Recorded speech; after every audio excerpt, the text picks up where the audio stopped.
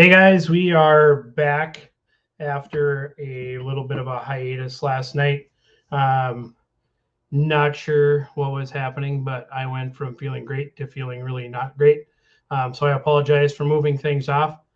Um, a couple of things that we're going to hit on tonight are our upcoming event down on the river, some questions that have come up over the past few days, as well as some things we're going to be doing a little bit different as a trial this weekend. Nothing major, but yeah. So we've got one set of single days in the books. This is going to be our first 2-day event. Um, so how we're going to run things this weekend is a little bit different. Check-in will be the same as it's been. Um, Rules meeting Friday night at 6. Check-in will start at 5:30 at the dock at Mr. Sippy's, just like we did last time. And then we will do our send-off at 7. And we'll do a send-off at 7 with and we'll do the same thing. The tournament will open right at 7, so we can do our check-in photo, which we'll explain at rules again. It went really, really well last time. We only had a few that we had to move over into the check-in photo box, so to speak. So that was good. Then we are going to extend fishing hours for everybody till 3:30 with a back to dock time at 4. We're going to trial this to see how it goes with the current things that have happened in the tournament world over the last few weeks. It wasn't in Minnesota, it wasn't walleye, it wasn't all these things, but what it was a tragedy. There were people in one state that were injured, and then there was people in another accident the same day with another tournament group where people were fatally injured and passed away. So we're going to try to do some things in the name of safety, and with using the Fish Donkey app, we're going to be able to do that really easily. There's still going to be, we'll all still have to manage our time and make sure we're still back at 4 o'clock. If your stuff isn't uploaded at 4 o'clock for some reason, or you're late back and not checked in by 4, it'll be, you'll be DQ'd just like you would be if you came back after 3 or 3:15 on a normal tournament. Not saying that this is going to be how it is all the time or forever. We're going to try it. We're going to see how it goes. I'm going to ask for honest opinions on Saturday. It's 2 days, so on Saturday we'll talk about it again and see how it goes. I just think that this is an opportunity for us to try something different. I won't say do the right thing, do the wrong thing, but it will just be something that we can do differently. So since we were on last, we had another local Minnesota sponsor jump on board with us out of Prior Lake, Minnesota. Cal from Connectees reached out and was very interested in working with us this year and doing some things. Maria and I spent the day on Sunday transitioning my boat from lead acid batteries to lithium, and we were able to learn a lot about batteries, how they work, how they should be ran, a lot of things. And Cal's got some really, really good options for running good, clean power to all of our graphs. The more graphs you run, the cleaner your power has to be. He's got some very affordable options to clean that up on some of us that aren't running a brand new boat. Some of these boats, started their life with, a single graph at the helm. And then we've done all the things we do to kind of pimp them out, make them what we want, make them what we feel like we need. And by doing that, an extra connector here, an extra connector there, a loose connection happens, whatever. They've really solved what ails us. And even just on your trolling motor batteries,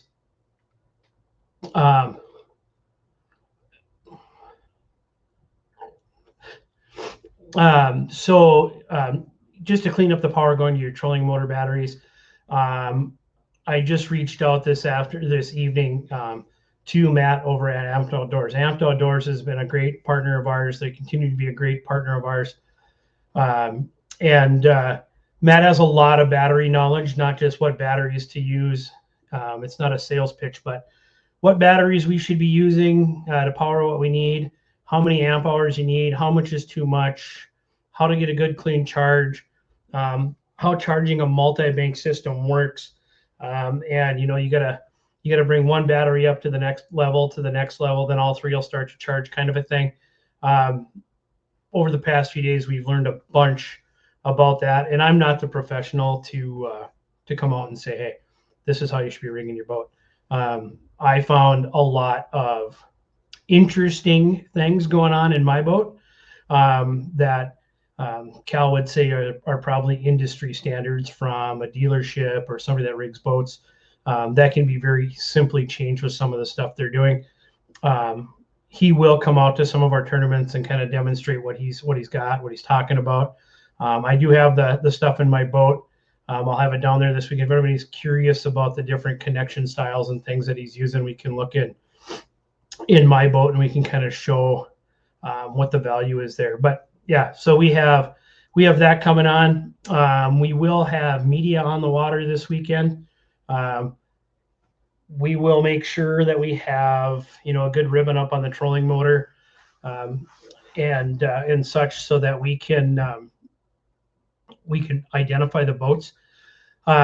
Between now and Friday, I'm going to try and come up with a good way to make sure we have our numbers displayed for this tournament, so that if our media guy gets a snapshot of Bill and Joe out on their boat, it's both. We don't know everybody by face, obviously, in the pictures, but if you see the guy taking a picture, hold up your card, let him get a picture of you with your card, so you can identify who are in those shots. That way we can give you the right credit. Some of you guys are running for sponsor gigs on some advertisements and things on your boat. That makes it easy, but it also gives you the opportunity to use some of our gathered assets to present to your sponsors while you're out doing the thing. Couple of logistical things from Mr. Sippy's. I got a phone call Saturday when we come in and we do. We'll post the leaderboard, obviously, so everybody knows where everybody sits after day one. We'll do a presentation, couple of prizes and things that we'll be giving away. When we do that, if we can just come to the dock, maybe tie off to the dock, share a dock, whatever, instead of everybody coming over with their truck and trailer. I know parking is super limited there. And if we can keep the road nice and clean and open, then we don't have any issue. We'll just do our best. We will have, if it becomes an issue, we will have 2 vehicles down there. We can shuttle people from the access, pull your boat, leave it at the access, come across until after we do the thing.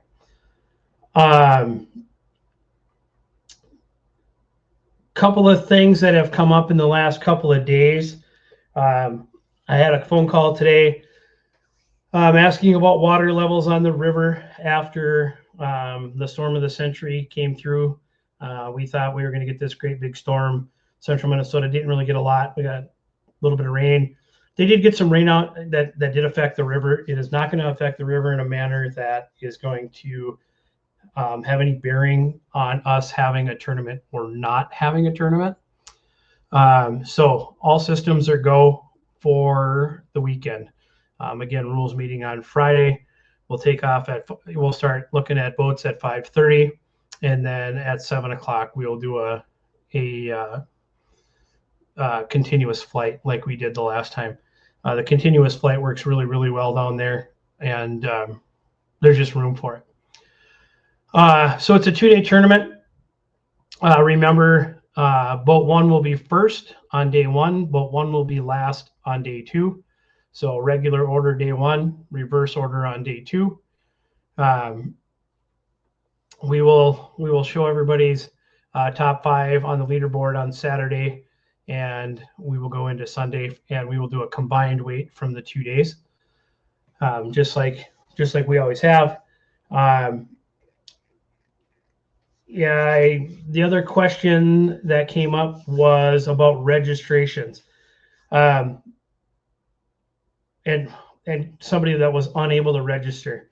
I know I've said this 100,000 times this year. Our new website is coming. It is very close.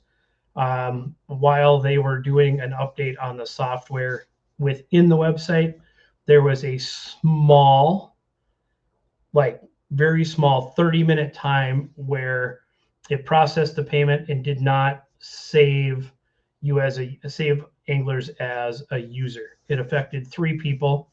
I've spoken to all 3 of them. Everything is fine. There's no data breach, no data sharing, any of that. It simply just did not save on the backside of the website that Maria and I pull our information from.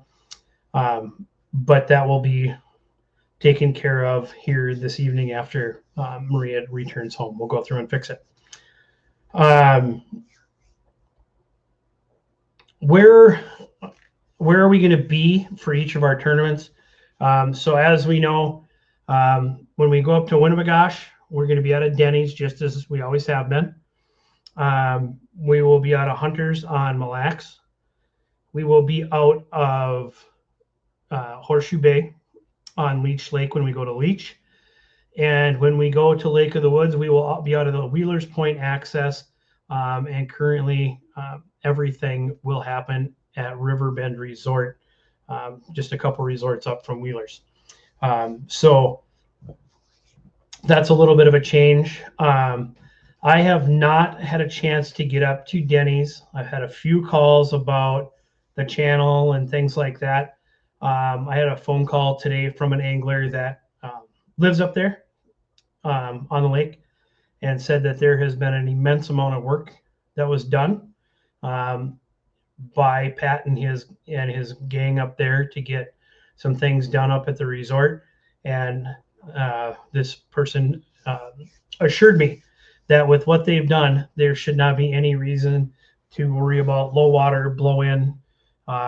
They did a ton of work and hauled a bunch of silt out of there to make sure that the harbor there was very easily accessible. So again, we're out of Denny's on Winnebagosh, we're out of Nitty's Hunters Point on Mille Lacs, and we are out of Horseshoe Bay on Leech, Riverbend when we get up to Lake of the Woods. There's some things going on up at Lake of the Woods with where we're going to do things for the championship and things that will be announced later. It'll be very easy to go back and forth if need be. Other than that, watch for in the next week or so, in the next week-ish, I will put out a schedule of some of our guests that we're going to have on for these lives. We've got the guys and gals from Summit Fishing that'll be on talking about what Summit's doing, both open water and in the winter season. A lot of their stuff obviously goes season to season with their shuttle systems. We will have Matt Lardinos get on here with us from Amped Outdoors and talk about all the battery questions that people are going to come up with prior to. He does a good job explaining a whole bunch of things before we ask questions, and then we get a chance to ask those questions. Now that it's tournament season, it's going to be a little harder to schedule, but we might have to move our live to a different night for this one. But Tom Wynn is going to come on and talk about his Tom Wynn University, his forward-facing sonar stuff. I've downloaded it and looked at it just to ask questions before we came on, and there's really a lot to learn on that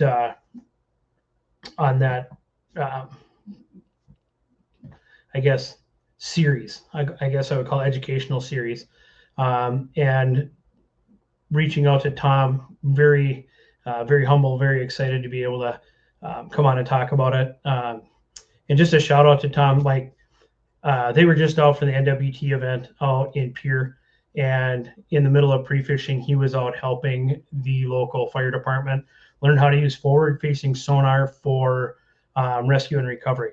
I think that that's super, super cool that, in the middle of all of it, Tom took the time away to go help the first responder group locally to understand their equipment, what they were doing. So we'll get Tom on here as well. And then as the season goes on, we'll get some of you guys on as we have some wins, maybe some losses.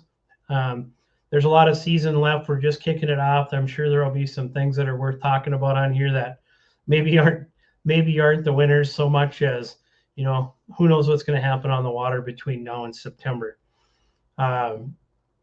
We do have a permit for a shootout style tournament for a Director's Cup. Currently it's on Mille Lacs. We don't know the where and when of that yet. I'm trying to move that permit. The date for me is just a little bit later in the month, and I wanted to be able to try and move it up. But we're having a hard time with knowing what is actually spoken for on those weekends. Try to use the DNR website to figure it out. And then I will work with Rosa Gunner from the DNR and see if we can move that permit to an earlier date. Probably late September instead of late October is our goal. Yeah, that's kind of what I got for this week. Any questions, reach out to us. Like I said, there was a software update that happened that kicked out like 3 people when they registered. I just kicked out their information. We know that they paid. It's all processed and everything. So if there's anything that comes up in the next couple of days before the tournament, let us know. We will, just so everybody knows, we will not launch a new website before we finish this tournament. I don't want any potential failures. We have Fish Donkey. The practice tournament is open because some of you guys think you're funny and you register your coffee table at 3 o'clock in the morning and I get a donkey noise on my phone. I've learned how to shut the donkey noise off on my phone. So if you need to know how to do that, feel free to ask this weekend and I can tell you how to shut that noise off and still have your notifications on your phone. Other than that, we got a handful of folks that have reached out about registering. We haven't seen the registrations yet. Remember, 48 hours before takeoff, before the tournament. So if we're 7 o'clock on Saturday, by 7 o'clock on Thursday, we should have our registrations in place. If for some reason you have an issue with not knowing if something's going to happen or whatever, and you're worried about registering, if you have a reason for that, call me. There's a lot of stuff going on. It's spring. We had somebody call and say, hey, I really want to register. I'm not sure what else I'm going to do. Jeff, you will not hear the donkey during takeoff like you did the last time. I'm sorry. But kids are in baseball, softball, track, all those things, and they're moving from sections to regions and all that. And if they do this, they got to do that. We want to be cognizant of family time too. And if for some reason a high school kid doesn't make, go from one level to the next with track and wants to come out and fish with us, I say no better way to let them, shake the fog of what's going on with track or say baseball, softball. Come on, fish with us. So we might have a couple of late entrants due to that, but other than that, we really need to have everybody register by Thursday morning. That means we're down to the wire. We're about a day and a half of registration time left. And some of you guys that have talked to me, if you're having issues registering, reach out. We want to get it taken care of. And we want to help you get registered so that you can come out and hang out with us and have a good time. Other than that, I think I'm going to let you guys go. It's short and sweet this week. I will put out a schedule probably sometime this weekend saying when we're going to start having some of our sponsor folks on here. We had to refine a few things, especially after last week. The whitewater live. For some reason, I got kicked out of part of it, and every time I tried to go back into it, I was getting pushed to other YouTube things that had absolutely nothing to do with the MTT or fishing. And I know some others had some issues. So anything comes up, you need anything, get a hold of Maria or I, reach out on Facebook Messenger, call the phone, reach out by email on the MTT email. There you go, Jeff. You probably heard that. Maria just got home. It's not a donkey, just a horn, but there's one. There you go. All right. We will see you guys Friday. Reach out with any questions.